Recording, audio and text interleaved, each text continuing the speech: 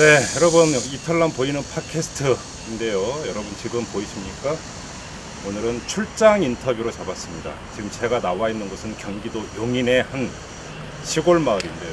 지금 여러분 뒤에 이 콘테이너 보이십니까? 이게 농사와 예술이 있는 카페, 홈이라고 되어 있는데요. 바로 이 카페를 운영하고 계시면서 직접 농사도 짓고 있는 분입니다. 이렇게 설명드리면 잘 모르시겠죠? 개그 우먼인 김미화 씨를 만나기 위해서 경기도 용인으로 나와 있는데요. 이 홈이라고 하는 카페는 바로 김미화 씨가 직접 운영을 하고 있는 그런 카페입니다. 한번 들어가서 김미화 씨, 여러분들 아마 아주 오랜만에 뵙게 되는 것이죠. 반가우실 텐데 직접 뵙도록 하겠습니다.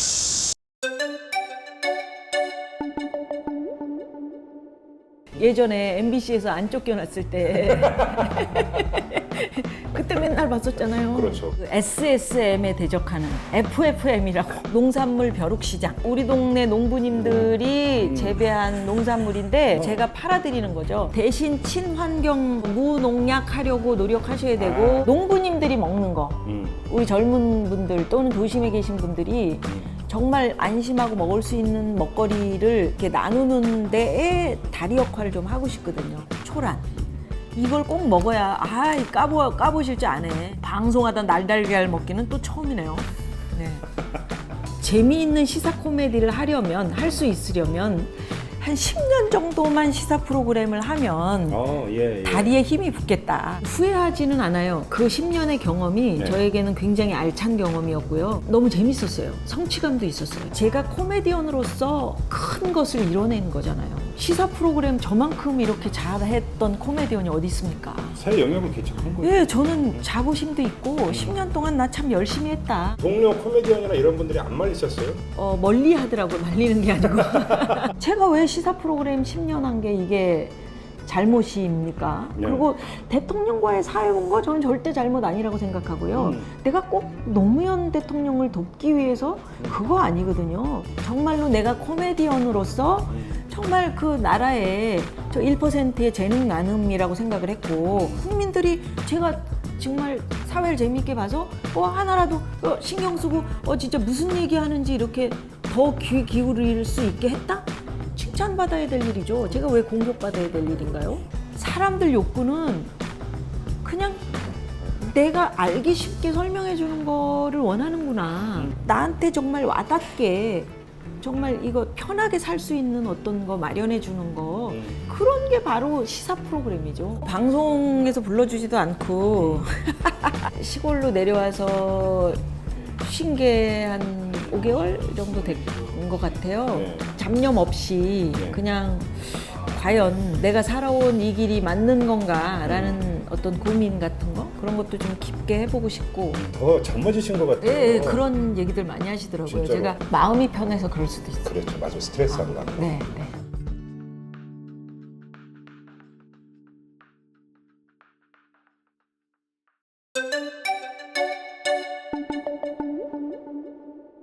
어서 오십시오. 선생님, 반갑습니다. 안녕하세요. 네네. 자, 여기로 어서 오십시오. 잠깐 나오세요. 네네네.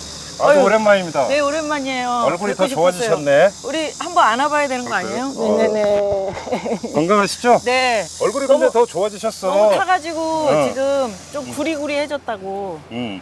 네, 더 근데 예뻐졌다고 그러더라고요. 농사를 지으시면 몸빼 패션이셔야 되는데. 그러니까 몸빼를 입고 있을래다가 좀 그냥 그래도 좀 예의. 카메라 온다고? 근데 저는 컨테이너 카페는 처음 봤어요. 저 개인적으로는. 그러니까 이거를 예. 컨테이너로 한번 만들어 보자. 조금 낮게 이렇게 생각을 해서 만들었는데 남편하고 예. 지금 겉에서 보는 것보다는 안으로 들어가시면 훨씬 더 쓸모가 있어요. 그래요. 근데 컨테이너가. 겉에서 봐도 예. 근사해요. 근데 이 글씨는 정말요? 이 글씨는 어느 분이 쓰신 거예요? 천옥윤 선생님 그 쌈지 농부. 어쩐지 이 글씨가 그냥 휘갈긴 글씨가 아니에요. 그리고 저 위엔 저게 사슴인가요, 지금? 예, 고란인데 고라니. 이 컨테이너를 안 칠 때 예. 저쪽 산에서 여기 고라니가 많아요. 구경 나와가지고 있어서 그 고라니를 상징으로 했고 여기 집에 이렇게 둘러보시면 예. 조금 여기에 많은 것들을 상징해서 저게 불이에요, 불. 저녁에 등이 들어오는데 아, 그래요? 되게 예뻐요. 여기 네. 제가 짓는 농사 짓고 있는 밭인데 오, 이게 직접 저는 이제 태평농법이다 이렇게 이제 우기고 있죠. 농약이나 이런 거 안 치고 네, 그냥 자연 그대로 자연 자라게. 그대로 진짜 풀을 좀 잡아줘야 되는데 네. 잡을 수가 없는 상황이고요. 음. 이거 하면서 이거 하느라고 조금 그 시간이 좀 부족하고 그래서 여기다 사실은 제초제 뿌리면 금방 풀은 죽습니다. 그렇죠. 근데 제초제를 안 뿌리는 거예요. 그래서 우리 농부하고 제가 의미 있게 한번 농사를 지어보자. 의미 있게 농사를 짓기 위해서 하신 겁니까? 아니면 밥 먹이 싫어서 그러시는 겁니까? 막 두 개 다죠. 네, 그래서 지금 저기 있는 거 옥수수고. 옥수수 그 뒤에 토마토 있고 네. 제가 초보라서 농부님들이 많이 알려주고 계시죠. 그러니까 저도 시골 출신이지만 도회지 사람들이 그 껄핏하면 그런 얘기를 해. 시골 가서 농사나 짓지. 그거 정말 잘못된 얘기예요. 네네네. 진짜 농사가 어렵죠. 얼마나 어려운 일인데. 진짜 정말 농부님들 뵈면 네. 농부님 자가 그냥 저절로 나오죠. 이게 지금 여러분들은 지금 여기밖에 못 보시니까 모르겠지만 이 경부고속도로를 타고 오다가 영동 고속도로 영동. 빠져가지고 용인 와서 이제 거기서 이제 양지아이시에서 빠져서 빠지셨죠. 들어오는데 한참 들어와요. 한참 한 30분 이상 아마 들어오는 것 같은데 여기가 행정구역이 용인 맞긴 맞아요. 용인이에요. 그죠? 용인. 용인이 원래 그렇게 넓었어요? 용인이 엄청 넓어요. 오. 용인 중에서도 네. 제가 있는 이곳은 원산면이라고 하는데 음. 여기가 가장 자연이 많이 남아있는 곳이에요. 그러니까 즉 다시 말하면 발전이 안 된대죠. 그래서 여기 이제 동네 분들은 좀 불만이 있으시죠. 왜요? 아니 왜 땅을 발전시키고 아파트 들어오고 공장 들어오고 막 이러면 땅값이 올라갈 텐데. 근데 이제 저는 반대로 이 자연을 지키는 게 앞으로는 경쟁력이다. 맞아요, 이렇게 맞아요. 이제 말씀을 드리는 건데 네. 도심에서 가까운 1시간 반 정도 거리에 이 정도 자연이 남아 있다는 거는 그렇죠. 우리가 충분히 지켜야 될 그렇죠. 가치가 있다. 네. 이렇게 생각하는 거죠. 그렇죠. 용인시 원산면이라고 말씀을 하셨는데 용인에서 안성을 가는 용인에서 그 길이에요. 안성 가는 길에 있는 게 바로 지금 이곳입니다. 역시 혹시 여러분 지나가실 기회가 있으시면 이 홈이라고 하는 카페에 들리셔서 네. 시원한 아이스 커피 한 잔 드시고 예. 우리 김미아 씨도 보시고 어디를 보고 얘기하는 겁니까? 그러니까 좋을 것 같아요. 구복말에서 하차하시면 됩니다, 여러분. 목신리라고요. 네. 광고를 부탁드립니다. 주세요. 네, 아이고 들어가시죠. 커피로 드리겠습니다. 들어가시죠.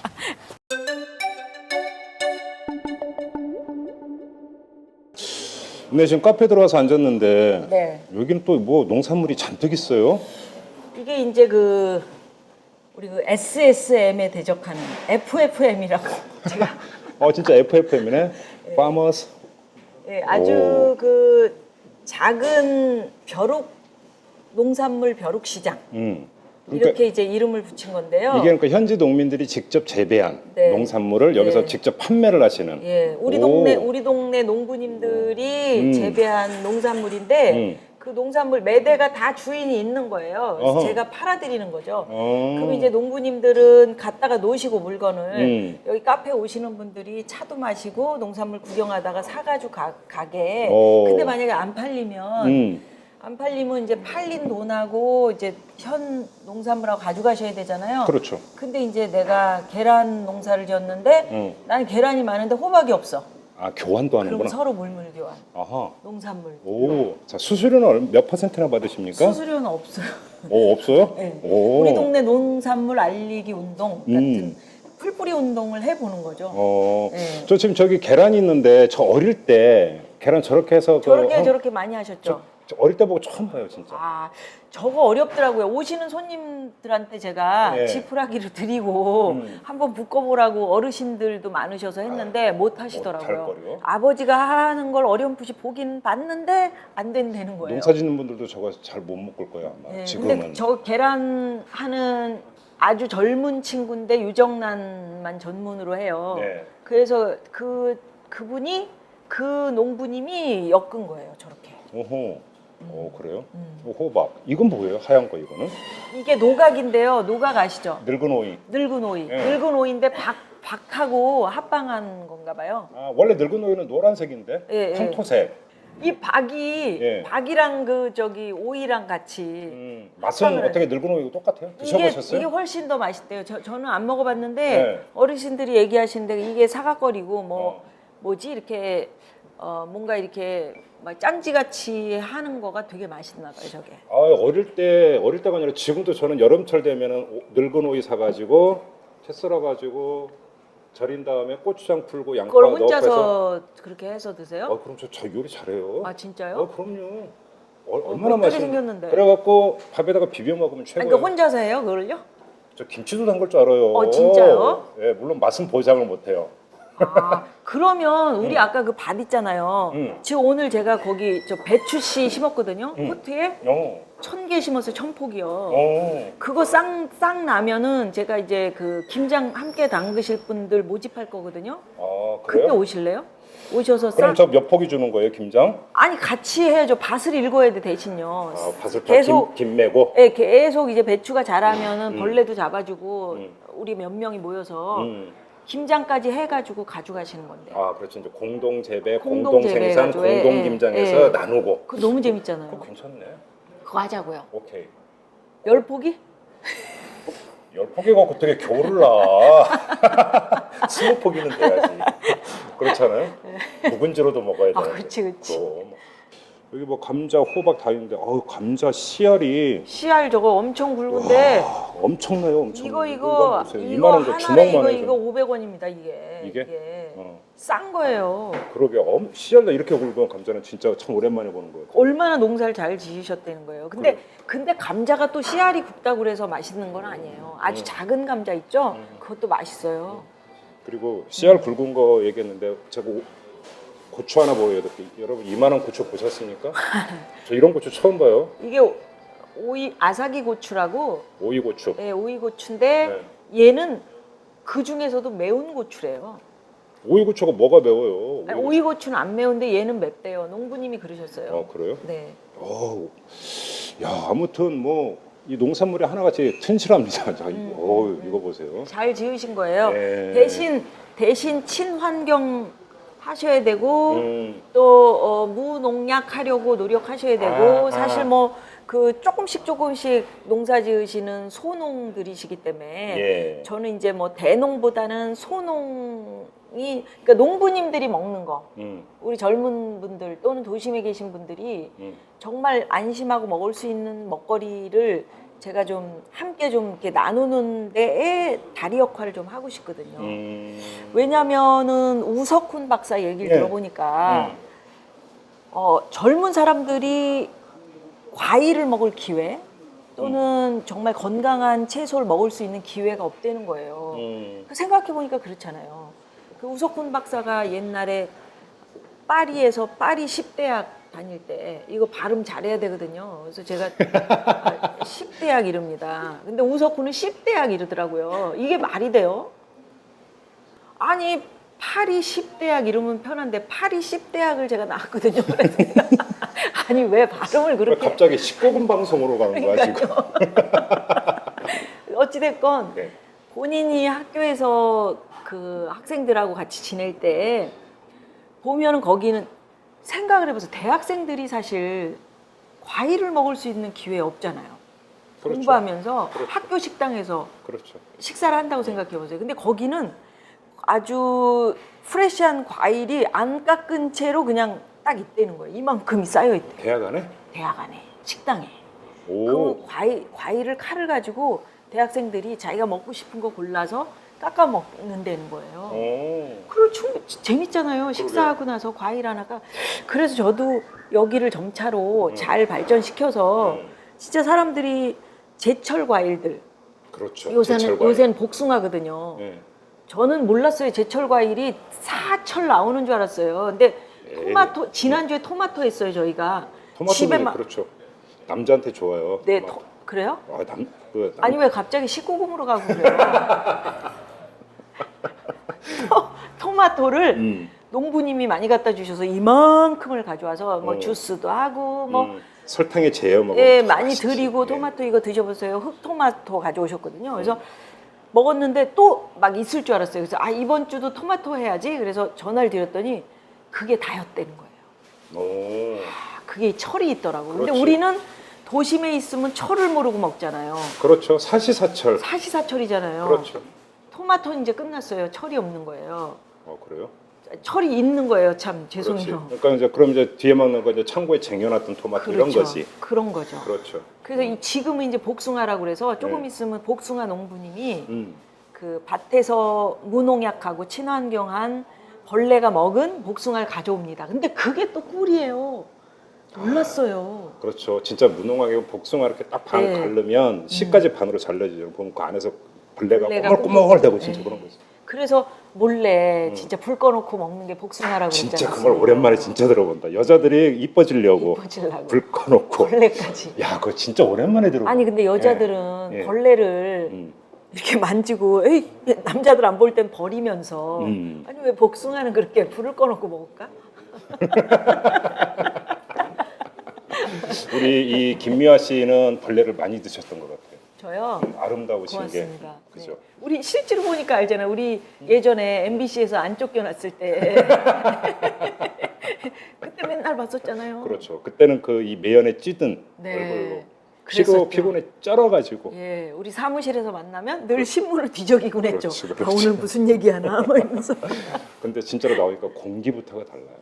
공기가 달라지니까 기분이 달라져요. 이건 아. 괜히 그 의례적으로 드리는 말씀이 아니라 진짜. 아니 여기를 오시니까 그랬다는 거예요. 여기 오니까. MBC를 나오니까. 아니, 여기 그랬다는 거야. 오니까. 저는 이어서 얘기를 MBC 하셔가지고 나와서도 좀 그런 건 좀 저는 느꼈지. 오마이뉴스가 거기가 공기가 좋다고 얘기하시는 건가? 뭐 그렇게는 보증을 못 하겠고. 그런데 지금 이 낙향하신 언제 낙향을 아, 하셨죠? 낙향이라뇨. 그러면. 선생님. 귀향. 저는 그러게 낙향이라고 표현해야 되겠네요. 뭐라고 해야 되죠 그러면?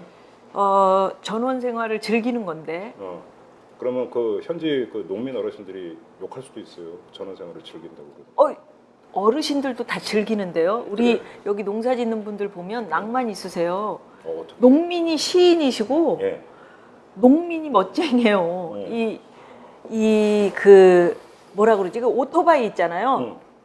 네 발 달린 오토바이 같은 거 딱 타고 다니시는데 막 빨간 깃발 같은 거 딱 해갖고 쫙 타고 다니시고 네. 되게 멋지세요. 오, 그래요? 진짜 나름. 어? 음. 그래서 농민들이 저렇게 멋질 수가 없네. 그러니까 완전하게 생활을 즐기시는 거죠. 도심에서 뭐 바쁘게 막 멋스럽게 뭐 예를 들면 압구정동이나 뭐 홍대 앞에서 내가 바깥에 앉아서 커피 한잔 한다? 그게 멋이 아니고 그게 여유가 아니고 정말 자연에서 온전하게 그렇게 사는 거. 그러면서 논두렁밭두렁에서 미스김 차 한 잔 부탁해 이래서 시켜서 먹는 차라도 그게 너무 얘기가 또 이상하게 또 빠지네. 또 씻고 오네. 뭐 읍내 다방에 전화 건다는 지금 그 말씀이세요 지금? 네, 읍내 전화하면 미스김이 오토바이 타고 보온병에 담으면 네, 이렇게 가져와 주세요. 보자기 이렇게 싸가 네. 그런 얘기 하지 마세요. 아니 왜 그걸 왜 이상하게 생각하시죠? 아니 그렇게 또 공격 들어오네. 아니 배달 문화 얼마나 좋아요. 아, 이 카페가 성업이 돼요. 정이 있잖아. 아니 실제로 농사 지으시다가 많이 오세요. 이제 오셔가지고 쉬시기도 하시고 여기는 농민들도 쉬는 공간이고 도심에서 오시는 분들도 여유를 즐기는 공간이기 때문에 누구나 환영. 참 좋아하세요. 많이들 찾아오세요? 문 연지 지금 지난주 금요일에 열었으니까요. 오. 며칠 안 됐죠. 그럼 이 방송이 나가는 게 이제 금요일이니까 딱 방송 나가는 걸 기점으로 하면은 딱 일주일. 네, 네. 근데 손님들이 많이 오셔가지고 너무 감사하죠. 그러게요. 저도 금요- 아까 처음 네. 왔을 때 손님들 꽤 계시던데. 예, 금요일 날 문 열어서 토요일 날 매주 8월 한 달은 매주 토요일마다 음악회를 해요. 근데 지금 사실은 많은 분들이 뭐 광화문도 가시고 그래서 트위터 보면은 정말 걱정을 많이 하시죠. 근데 이제 저만 이렇게 시골에서 좀 여유를 즐기는 것 같아서 그래서 죄송스러워가지고 이게 사실은 여유를 즐기는 것보다는 저를 찾기 위해서 더 온전하게 제가 과연 어떤 생각을 하면서 살아야 될 것인지에 대한 고민 같은 거를 좀 깊게 해보기 위한 하나의 몸부림일 수도 있고 또 이 농촌에서 뭔가 더 의미 있는 일을 찾으려고 하는 거일 수도 있고 저로서는 실험인데 그래서 이제 죄송해가지고 트위터나 뭐 이런 어디다가 이렇게 홍보를 못 하겠더라고요. 나 이렇게 음악회 해요라고 얘기 드리기가 좀 죄송스러운 마음도 있어요, 사실. 근데 그럼에도 불구하고 그렇게 바쁘고 힘든 도심에 계신 분들이 오셔서 좀 휴식을 한순간은 취했으면 좋겠다 하는 바람도 있고, 그래서 살짝 말씀드렸는데, 그래서 많이 못 오실 줄 알았어요. 근데 100분이 넘게 오셨어요, 토요일 날. 토요일 하루에? 그 음악회를 즐기기 위해서. 그래서 제가 피자를 구웠거든요. 그리고 맛있어요? 네, 그때? 네, 진짜? 예, 맛있어 하시더라고요. 어. 의심하지 마세요.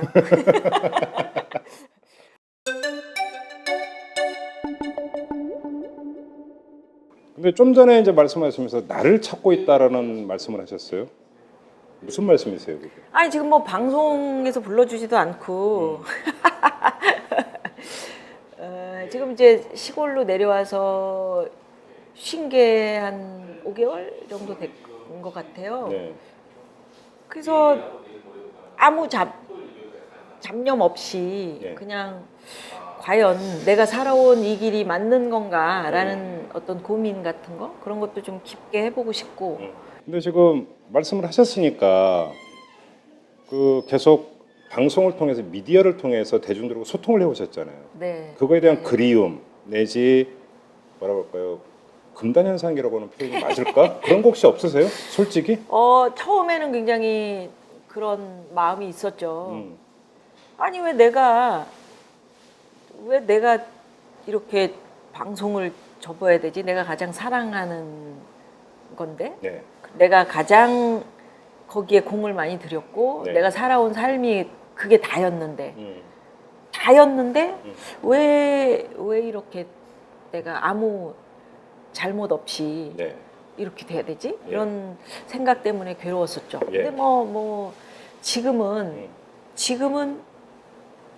그것조차도 나에게 어떤 깨달음을 주기 위한 어떤 휴식의 시간일 것 같다. 그러니까 너무 앞만 보고 달려왔잖아요, 그동안. 네. 저는 30년 방송했거든요. 그렇죠. 그 앞만 보고 달렸던 그 길에 약간의 어떤 브레이크도 필요한 거야.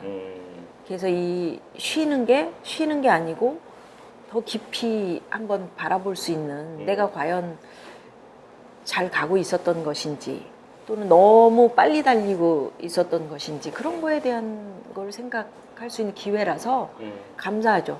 아직 그러니까 그것에 대한 결론은 아직 내려진 상태는 결론은 내렸습니다. 방송해야죠. 그래서 가을 개편 때 예. 사실은 여기저기서 이제 방송을 하자는 얘기들을 하고 있어요. 어허. 예, 예. 아주 기쁜 소식이죠. 예. 왜냐하면 저는 뭐 방송을 못할 이유는 없는 거죠. 제가 흔히 얘기하는 뭐 그렇게 편향되게 사람들이 막 얘기하지만 말씀을 하셨으니까 제가 한번 네네. 질문 드릴게요. 자, 이제 그 문제가 된 게 논문 표절이었어요. 예. 근데 그 논문 표절을 했다고 주장하는 사람들의 그런 주장이 부당하다고 그러니까 보시고 있는 거잖아요. 당연하죠. 어떤 점에서요? 그거는 저의 어떤 그 미숙한 실수, 작은 실수라고 인정을 했었고요. 앞에 부분은 논문을 처음 쓰다 보니까 네. 뭐 완벽하게 썼었으면 좋았었겠지만 표절이라는 표현을 쓰는 것까지는 그거는 그러니까 저 스스로도 표절을 해석하면 의도적인 도둑질 같은 거죠. 네네 그렇죠. 도둑질을 했으면 저는 그냥 도둑질 했다라고 얘기 드리고 싶어요. 사실 그때 그 똑같은 이제 그 한 번 누가 표절이다 그래가지고 막 그게 이제 이슈가 되면 또 한 사람 뒤지고 또 한 사람 뒤지고 이제 그게 이제 그 뒤지는 사람들의 어떤 뭐라고 표현을 해야 되나 하여튼 그렇게 이제 계속 하나 둘씩 이제 다음엔 이거 터뜨릴게요 저거 터뜨릴게요 그랬었잖아요. 근데 이제 쿨하게 막 인정을 하는 사람도 있고 그 사람들이 막 쿨하게 인정하는 거에 대해서 어떤 분은 또 칭찬을 하시더라고요. 근데 저도 사실은 내가 진짜 내 양심에 비해서 내가 이거 도둑질을 한 거면 진짜 그냥 인정을 하고 그냥 그렇게 해야 되는 거 아니야? 라는 일순 그런 생각도 들더라고요. 근데 그게 아닌데 굳이 내가 뭐 어떤 뭐 분위기에 의해서 그렇게 할 필요는 없다라고 생각을 했고요. 어떤 예를 들어서 대한민국에 논문을 다 써보신 게 아니잖아요. 그렇죠. 뭐 극소수의 분들이 정말 학문이 좋아서 논문을 쓰시는데 그 논문 쓰는 과정에 있어서 그 어떤 그 부분적인 실수 그런 것에 대해서 뭐 다 그 이해를 해달라고 많은 분들에게 그렇게 하기는 좀 무리죠. 그러니까 그 부분에 대해서는 제가 그 인정을 하고 그 실수지만 그게 그렇게 뭐 막 얘기하는 정말 막 도둑질을 한 것처럼 그건 아니다.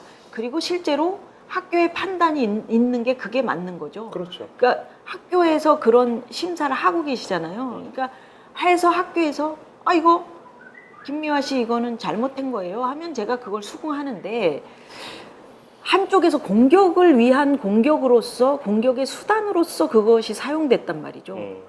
그렇기 때문에 저는 그걸 인정할 수 없다. 그러면 왜 방송을 내려놓으셨어요?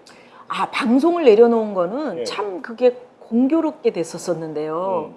제가 처음에 시사 프로그램을 할 때 제가 시사 프로그램을 전문적으로 막 김종배 선생님처럼 하는 어떤 뭐 평론가 뭐 이런 위치가 아니었었잖아요. 그래서 처음에 제가 MBC 시사 프로그램 할 때 겁도 났었었고 그리고 내가 과연 잘할 수 있을까 하는 용기도 안 났었고 네.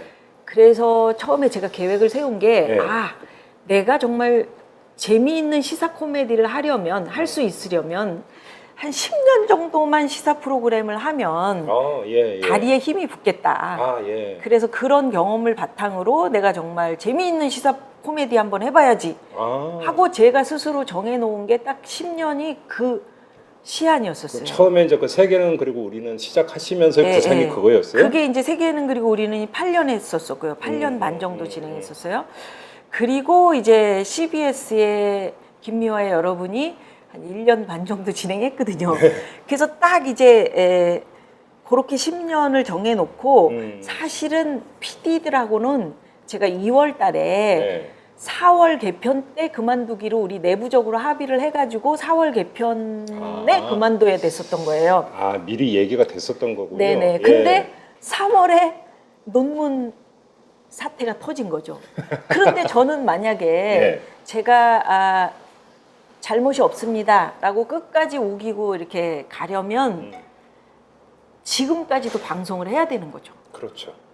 근데 저는 제가 정해놓은 시한이 10년인데 굳이 내가 그런 어떤 오해와 편견 속에 있다고 해서 내가 그런 것에 끌려서 내가 정해놓은 어떤 내 인생을 끌려서 가고 싶지는 않다라는 게 저의 생각이었고 그럼 오히려 그 세상에 알려진 것과는 정반대로 타의에 의해서 네. 그렇게 방송을 하차를 한 게 아니라 우리 그 김미화 씨의 일정표에 따라서 이미 계획되어 있었던. 그렇죠. 그러시군요. 그래서 그렇기는 한데 이제 저는 코미디언이잖아요. 코미디언이기 때문에 또 코미디언스러운 프로그램을 해야 되는 거죠. 그래서 그렇기도 하고. 그러면 자 시사 코미디를 하기 위해서 10년간 한번 시사 프로를 해보겠다 이제 처음에 구상이셨고 아무튼 10년을 채우셨잖아요. 채웠죠. 그러면 지금 저 방송에서 또 콜이 온다고 했어요. 그러면 이제는 시사 코미디인 겁니까? 앞으로는 어떻게 되는 겁니까? 시사 코미디는 아직 만들 분위기가 안 됐다는 건 잘 알고 계시잖아요. 네, 맞아요. 시사 프로그램 만들려고 코미디 만들려고 하지 않고요. 방송국에서. 심지어는 뭐 시사 쪽으로 약간 터치하는 케이블 채널 이런 데도 뭐 왜 그렇게 했냐라고 이제 얘기를 하니까 못 만들고 이런 분위기들이 있어요. 네네. 근데 실제로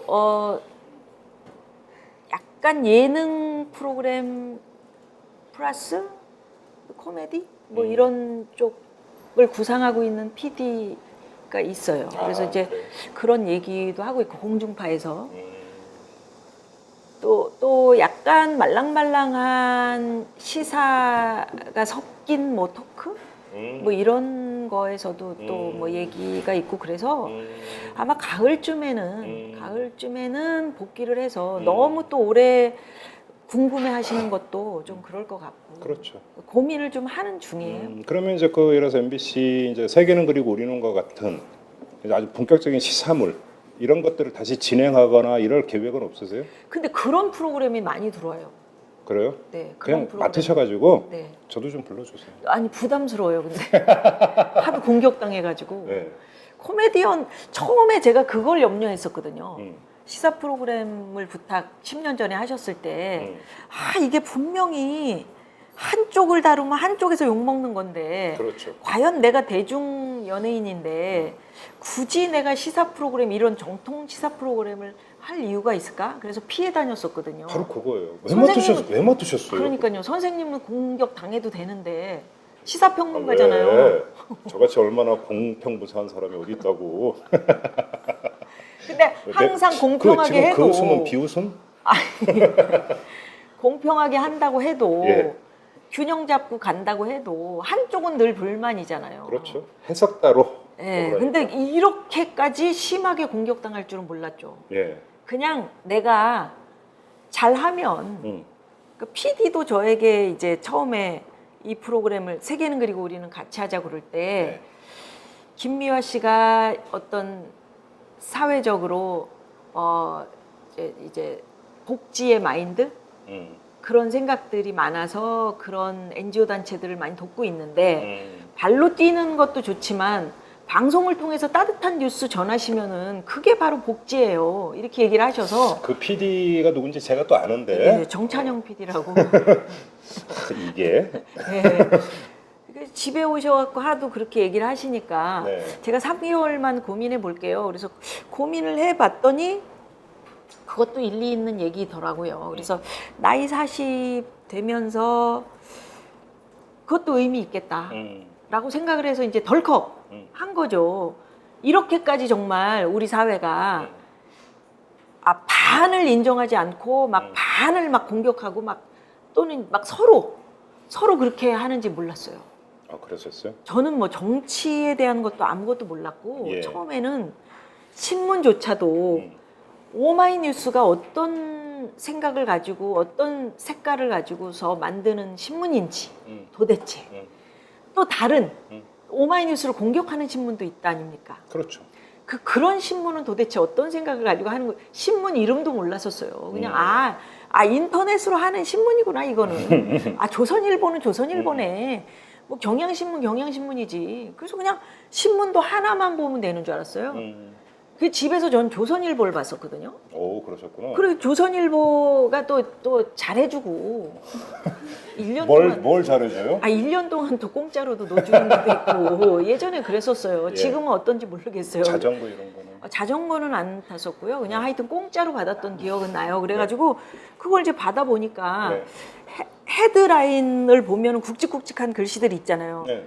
조선일보가 헤드를 기가 막히게 뽑아요. 네. 눈에 쏙쏙 들어오게 뽑잖아요. 그래서 그것만 딱 보면 오늘의 뉴스는 이런 거구나 라고 딱 알 수 있었잖아요. 금방 읽죠. 근데 이거 시사를 다뤄보니까 여러 가지의 신문이 있구나. 그리고 생각하는 게 다 다르구나. 같은 거라도 여기서 이렇게 쓰면 여기는 또 이런 시선으로 바라보는 게 있네 라는 비교가 되고 또 비교할 수 있는 눈이 생겼죠. 그럼에도 불구하고 비교는 하되 저는 굉장히 중심을 잡으려고 노력을 했는데 이제 그런 것들이 어떻게 보면은 뭐 나오는 분에 의해서 또는 뭐 다루는 사람에 의해서 뭐 하여튼 그 반의 공격이 들어오니까 무슨 말씀인지 알 것 같아요. 그래서 자 그러면 본격적인 정통 시사 프로그램의 진행을 맡은 것을 결과론적으로 후회를 하세요? 아니면? 후회하지는 않아요. 그 10년의 경험이 네. 저에게는 굉장히 알찬 경험이었고요. 네. 너무 재밌었어요. 성취감도 있었어요. 어떤 저에게는. 성취감입니까? 그 성취감? 그러니까 제가 코미디언으로서 큰 것을 이뤄낸 거잖아요. 그렇죠. 시사 프로그램 저만큼 이렇게 잘했던 코미디언이 어디 있습니까? 새 영역을 개척한 거죠. 예, 저는 자부심도 있고 10년 동안 나 참 열심히 했다. 한눈 안 팔고. 저는 뭘 한 가지를 하면 그 다음에 그 한 가지에 몰입을 해요. 그래서 시사 프로그램에 10년 동안 몰입했었죠. 아, 행복했었고요. 혹시 그 동료 코미디언이나 이런 분들이 안 말리셨어요? 정통 시사 프로 진행한다고 했을 때? 멀리 하더라고요. 말리는 게 아니고. 같이 싸잡아가지고 공격당할까봐. 그래요? 진짜? 그 코미디언들 못 만난 지 오래됐고요. 오. 후배들 뭐 가끔 제가 개콘 찾아가서 후배들 만나기도 하고 그렇지만 정말 예전처럼 네. 활발하게 그렇게 만나지 못했었고요. 뭐 만나지 못하더라도 우린 늘 식구니까 가족이니까 만나면 반갑고 근데 어떤 이제 상황이 있을 때 우리 후배들이나 혹시 선배님들한테 혹시 이게 내가 민폐가 되는 게 아닌가 매우 조심스러웠고 또 우리 후배들하고 제가 이렇게 같이 친하다 이런 것만으로 김미화랑 같은 뭐 예를 들면 좌파잖아 뭐 이렇게 공격받을까봐 전 좌파는 아닙니다. 그래서 그런 것이 그냥 내가 혼자서 감수하고 넘어가면 되는 거고 그럼에도 불구하고 참 그 세상이 재밌어서 금방 잊어먹더라고요. 그래요. 제가 경험해본 바로는 그래요. 저한테 무슨 일이 있었던 거 사람들이 그렇게 김미화를 속속들이 막 들어와서 김미화 인생에 대해서 김미화가 어떤 생각을 하는지 또는 뭐 어떻게 살고 있는지 그거 뭐 깊게 생각 안 하시죠. 그냥 겉에 현상. 그렇죠. 오늘 신문에 이게 났네. 김미화가 그냥 이런 일이 있었구나. 이거 정도죠. 그렇기 때문에 제가 다시 코미디를 하거나 또 코미디스러운 저는 반드시 그렇게 해야 됩니다. 왜냐하면 저는 천직이 코미디언이기 때문에 웃겨드리고 싶어요. 웃기다가 제가 그래서 책 제목도 웃기고 자빠졌네로 한 거 아닙니까? 그게 저의 묘비명인데 웃기다가 무대에서 자빠지고 싶다 하는 저의 소망인데 그래서 웃겨야 됩니다. 반드시. 그래서 근데 돌아가면 많은 분들이 예전에 김미화한테 무슨 일이 있었어? 잊어먹어요. 그렇죠. 저는 그렇게 생각해요. 네. 좀 불편한 질문일 수도 있을 것 같은데 시사 프로를 진행할 불편한 거 질문하지 마세요. 거예요. 네. 그 두 가지 시선이 있었던 것 같아요. 그걸 한번 좀 여쭤보고 싶은데 하나는 일부 어떤 삐딱한 그 시청자나 청취자 같은 경우는 무슨 코미디언이 시사 프로를 진행을 하냐라고 하는 시선이 있었어요 분명히. 그리고 이제 그거는 우리 사회 아주 이제 그 뿌리 깊은 잘못된 것이지만 코미디언을 약간 비하하는 그런 시각에서 나오는 거겠죠. 혹시 그런 거 느끼셨어요? 느꼈죠. 많이 느끼죠. 많이 느끼셨어요? 네, 네. 처음에는. 네. 근데 지금은 그렇게 얘기하시는 분들이 없으시고 오히려 어떤 분들은 김미화 씨 코미디로 돌아가셔야 되는 거 아니에요? 이렇게 얘기하시는 분들이 계신가 하면 어떤 분들은 왜 여태까지 그렇게 갖추어진 이미지 지금 이렇게 갖고 놓은 이미지가 있는데 굳이 다시 돌아가세요. 그렇게 가지 말고 그냥 지금 그 이미지대로 그냥 가세요라고 얘기하시는 분들도 계세요. 그러니까 그런 분들은 이제 저에 대해서 제가 시사 프로그램 한 거에 대해서 높이 평가를 해주시는 거고요. 너무 감사하고요.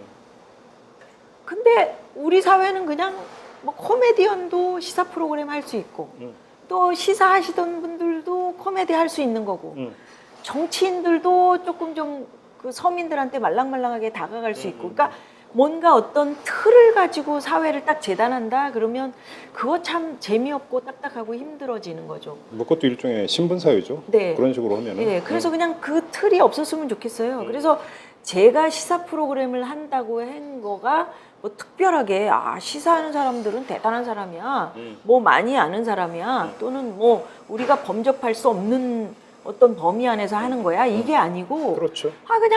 그냥 평범한 사람들 시사라는 게 그렇잖아요. 우리 주변에 있는 얘기들. 이런 뭐 눈높이 시사예요. 네, 정치.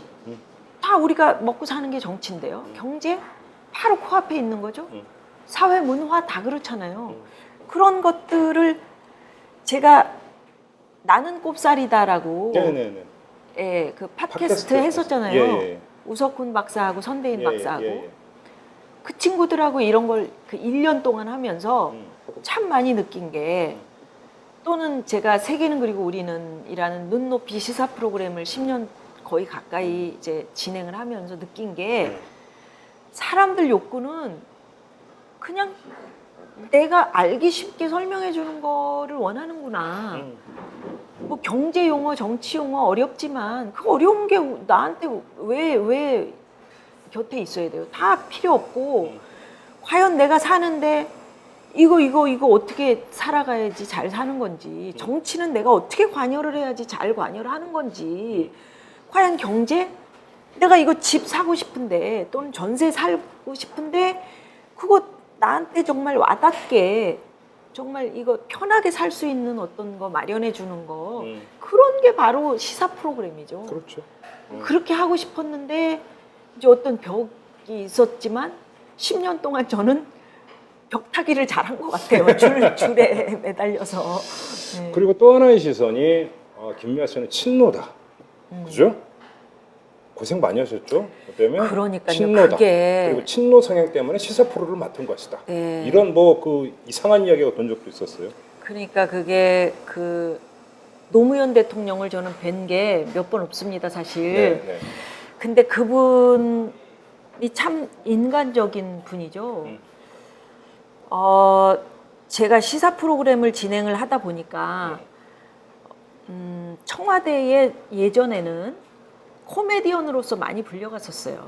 그러니까 잠깐 뭐 코미디 극을 한다든지 뭐 이런 겁니까? 극이라기보다는 진행을 좀 재미있게 하는 그 코미디언으로서 진행하는 장애인의 날, 뭐 장애인들과 함께하는 행사, 또 어린이날, 그렇죠, 뭐 이런 그렇지. 때 제가 대통령과의 행사를 굉장히 많이 한 편이에요. 제가 잘해요, 그런 거를.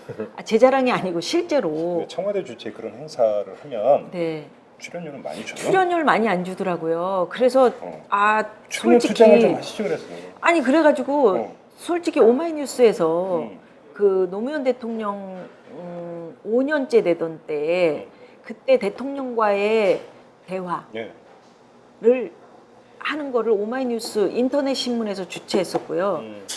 그래서 이제 오마이뉴스가 제일 이제 그 주축이 돼가지고 인터넷 신문들 기자들이 모인 거죠. 그래서 이제 저를 불렀었는데 그때 출연료가 없는 줄 알았나 봐요, 제가. 그래서 출연료를 안 주시려고 그러더라고요. 광고 주소. 그래서 제가 오마이뉴스에 항의해가지고 십시일반 아마 10,000원씩인가 20,000원씩 걷어가지고 저한테 주셨던 걸로 제가 기억을 해요. 근데 하여튼 청와대 행사가 뭐 하여튼 국민들 세금이니까 저는 그렇죠. 작게 받아도 어찌됐건 그 나라님의 행사잖아요. 그렇죠. 그래서 어떤 정치 성향 또는 뭐 무슨 뭐 어디에 속해 있는 대통령 이런 거 하고는 아무 상관없이 제 재능을 가지고 가서 기부하는 거예요.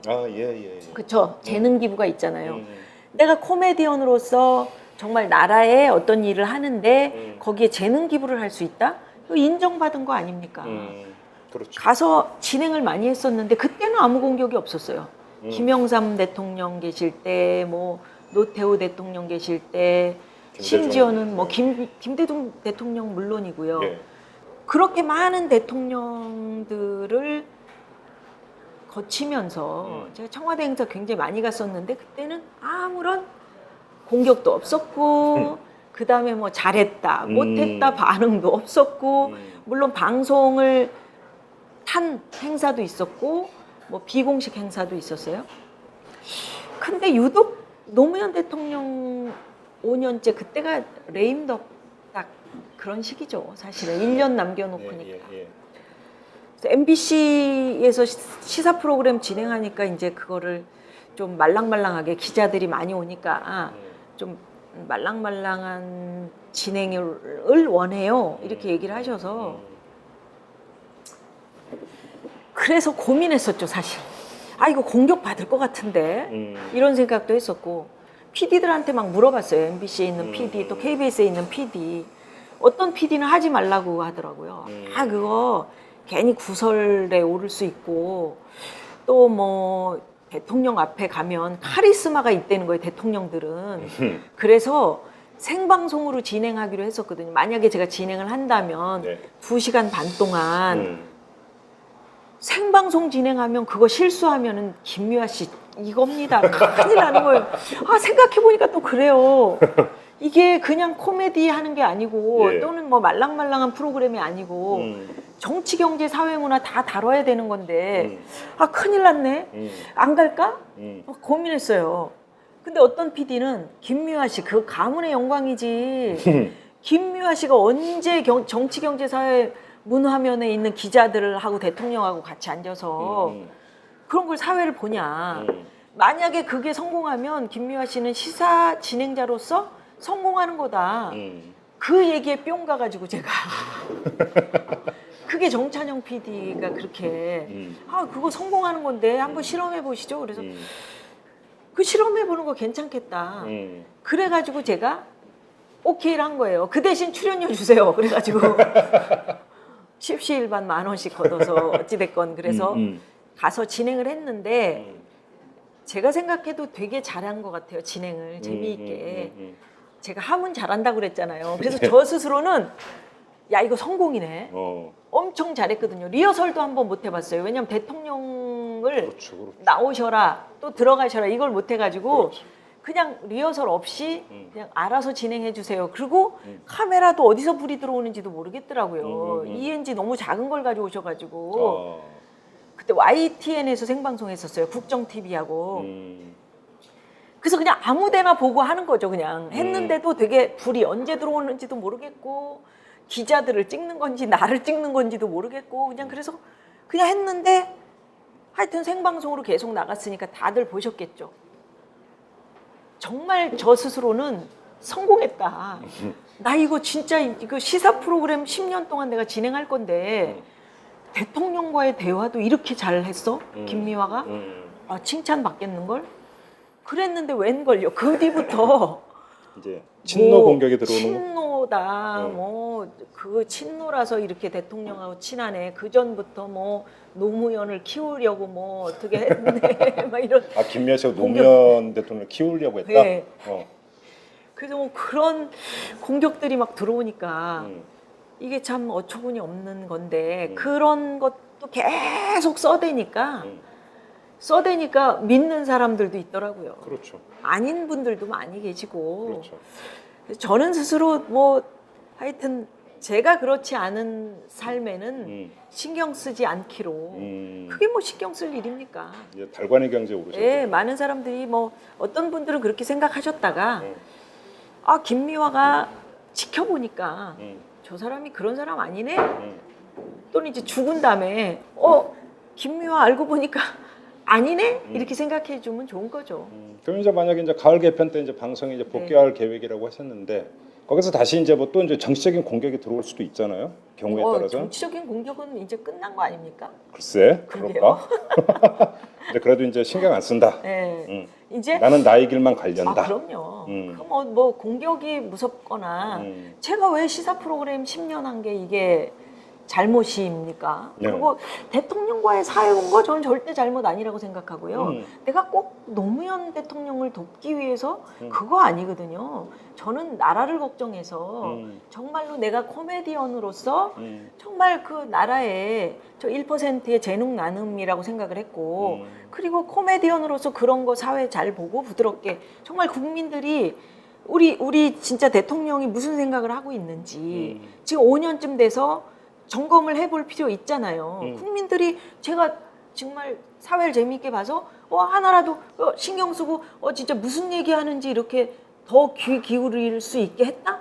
칭찬받아야 될 일이죠. 그렇지. 제가 왜 공격받아야 될 일인가요? 그래서 저는 그것조차도 굉장히 자부심을 느끼고 있습니다. 아, 내가 대통령과의 사회에 내가 사회를 본 이런 대단한 코미디언이야. 이런. 를 좀 보십시오. 제가 얼마나 간단하게 질문을 드리는지. 자, 인터넷 신문협회의 공통 질문이 있거든요. 이 질문은 이제 제가 좀 드리도록 하겠습니다. 시사 프로그램을 진행하시니까 사회자도 그 문제에 대해서 대답할 만한 능력이 있으리라고 생각하는데요. 그러나 어쨌든 직업이 사회시니까 제가 빼드릴게요. 네, 고맙습니다. 이렇게 길게 해도 괜찮습니까? 조금 기십니다. 예, 그렇죠. 질문을 많이 못 드렸고요. 그리고 또 어떻게 한 30분 정도만 더 시간을 내주실 수 있으시죠? 해보시죠. 예. 예. 청문회처럼 이렇게 시간이 되면 마이크가 꺼지고 막 이런 경제 지표라는 게 나오잖아요, 늘.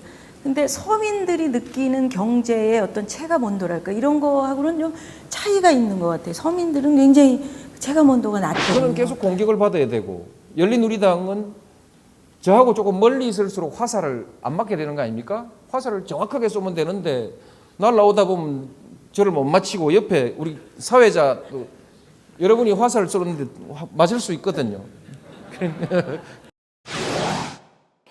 근데 시사 프로를 10년을 하시면서 그래서 정치인이든 경제인이든 이런 사람들을 이제 그 인터뷰 대상자로 놓고 인터뷰를 하기도 하지만 그러면서 바로 그런 걸 매개로 대중들하고 국민들하고 소통을 하시는 거잖아요. 그렇죠. 그러다 보면은 국민들이 시사 문제, 정치 문제라든지 경제 문제라든지 사회 돌아가는 거라든지 이런 것들을 보면서 국민들의 정서, 무엇을 답답해하는지를 느끼게 되잖아요. 네, 네.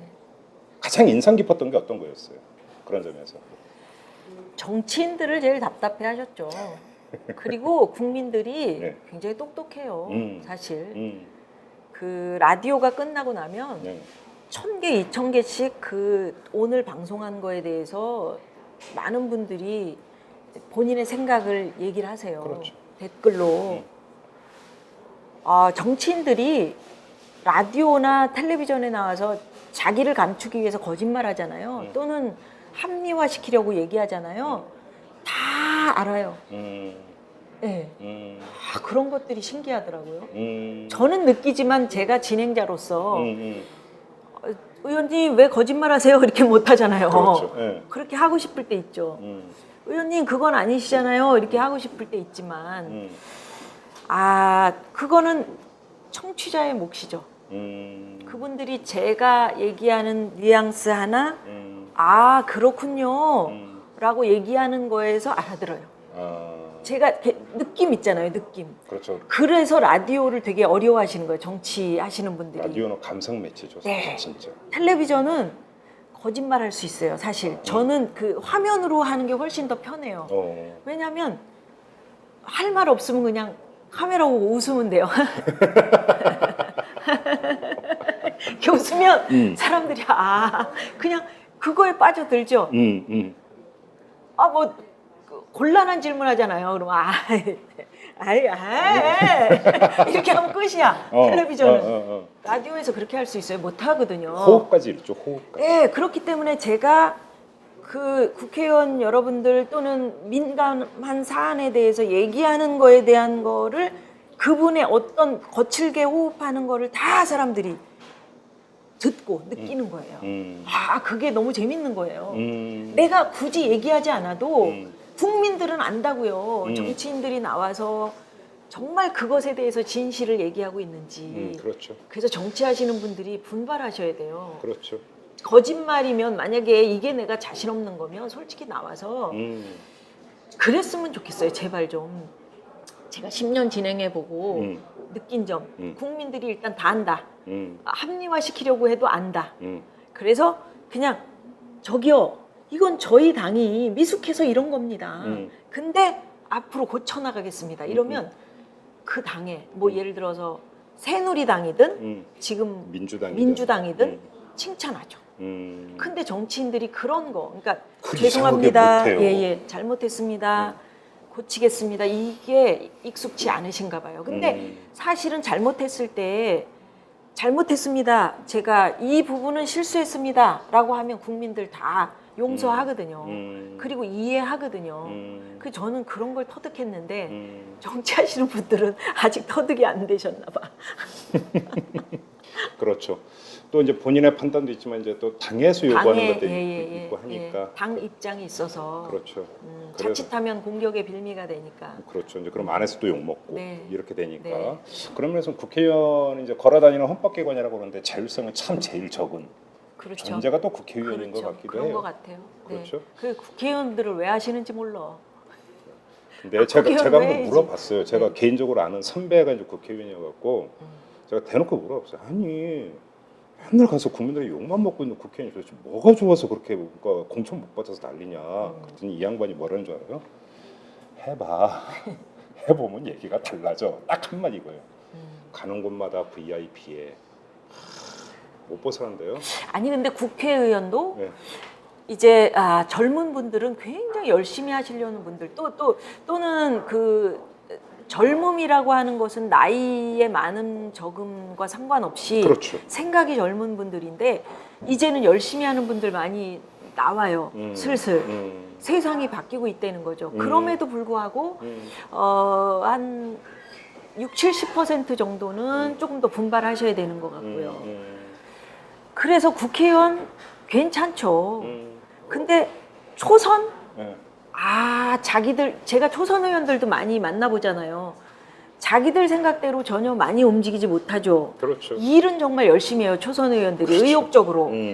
근데 이제 그게 초선 때 그렇게 의욕적으로 열심히 하고 다시 기반 다져서 재선, 3선 돼야지 이제 그때 가서 뭔가 자기의 의견들을 관철하면서 일을 추진하는 것 같더라고요. 그렇죠. 맞아요. 잘은 모르지만. 예.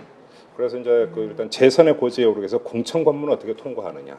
이러다 보니까 어찌 보면 더 자율성이 없는 거예요. 그렇죠. 그렇죠. 또 잘 또 눈에 들어야 어찌 되고. 보면 초선이면은 금배지를 달기 전까지는 국민이었잖아요. 그렇죠. 그러니까 어찌 보면 국민과의 그 거리가 가장 가까운 국회의원이 초선인데, 그렇죠.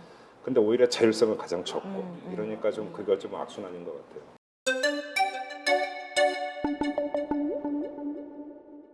그나저나 이제 가을부터 다시 이제 방송에 복귀를 하시면 아니 복귀를 한다고 지금 이제 못 박아서 말씀드릴 수는 없고요. 지금 아이디어 회의 하고 있고요. 뭐 그럼 뭐 복귀하시는 거죠. 그러다가 또 못할 수도 있는 거죠. 그래서 물론 그게 무슨 말씀인지 잘 알 것 같아요. 네. 그래서 그냥 뭐 한번 뭐 흐르는 대로 뭐 가을에 복귀 못하면 세월이 뭐 어디 갑니까? 이렇게 농촌 운동. 저는 사실은 이 운동조차도 풀뿌리 농민 운동인데 농민 여러분들과 함께하는 이것조차도 제가 저의 본래의 모습으로 돌아가서 또 농민 여러분들을 많이 홍보해드리고 이런 거 하고 또 뭐 돌아가지 못하고 그냥 제가 여기서 있는 것도 좋지만 그것은 조금 더 다를 것 같아요. 그렇죠. 예, 그래서 근데 만약에 방송에 복귀를 하신다면 바로 옆에 있는 밭과 이 카페와 이건 어떻게 되는 겁니까? 복귀한다고 그래서 뭐 매일 라디오 프로그램처럼 막 매일 하는 게 아니기 때문에 방송 녹화하고 또는 생방송 뭐 어떤 게 될지 모르겠습니다만은 그렇게 하면은 뭐 그때는 하루 이틀 정도 방송하고요. 그래서 그다음에 주간 여기서 프로나 이렇게 되면 매일 갈 필요는 없으니까. 네, 여기서 음악회도 하고 또 이 동네에 시인들도 많이 살고 계시고요. 그래요? 예, 고은 시인께서도 가까운 데 사세요. 그래요? 혹시 이 카페는 안 들리셨었어요? 아는 지인께서 모시고 오시겠다고 그래서. 그리고 여기 문화예술 하시는 분들이 많이 계셔서 특히나 저는 농민들의 목소리를 도심에서 오시는 분들한테 많이 좀 들려드리려고 해요.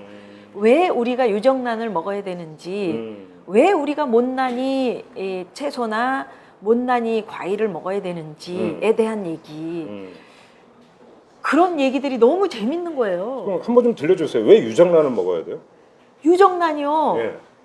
그 닭들을 막 이렇게 닭장에다가 쫙쫙쫙 놓고 그렇죠. 막 케이지라고 그래서 케이지에 놓고서 막 애들이 꼼짝달싹 못하게 하고 만나지도 합방도 못하게 하고 막 이런 상태에서 매일 빛을 쬐주면서 나오는 헛알. 그렇죠.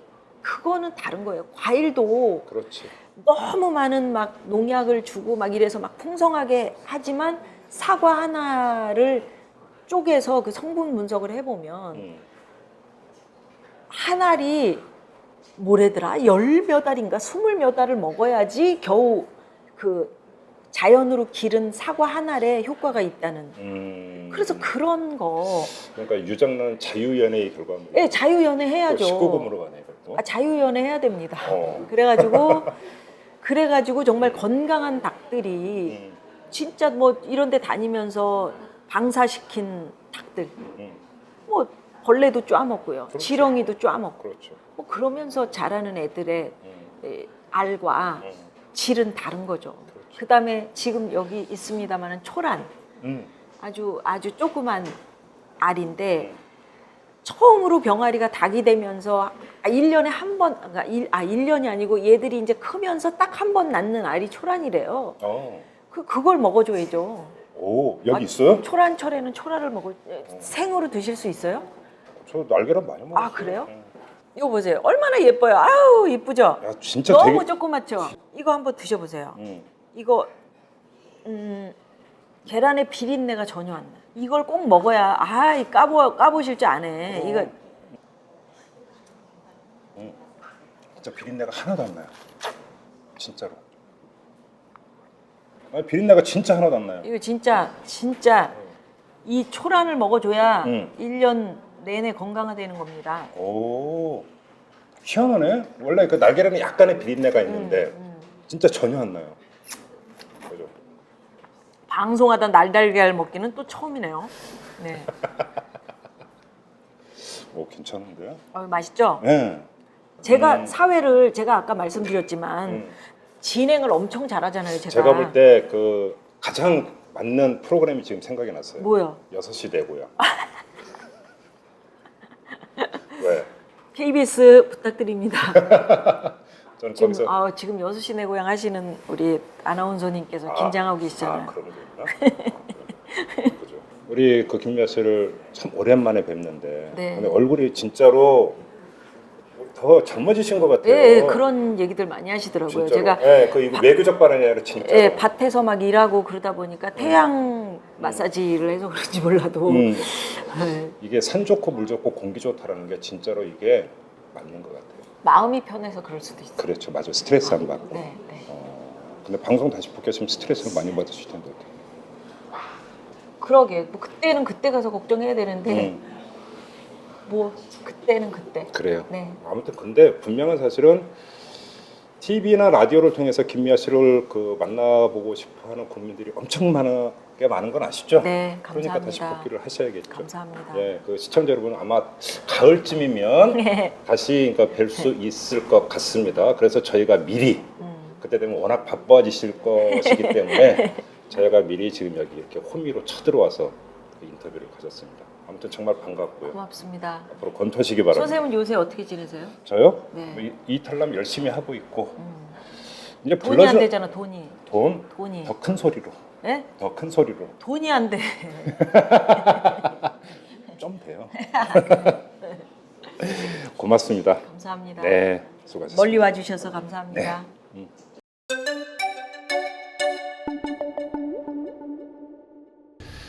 네, 지금까지 김미아 씨를 만나 뵀는데요. 여러분들 어떻게 받아들이셨습니까?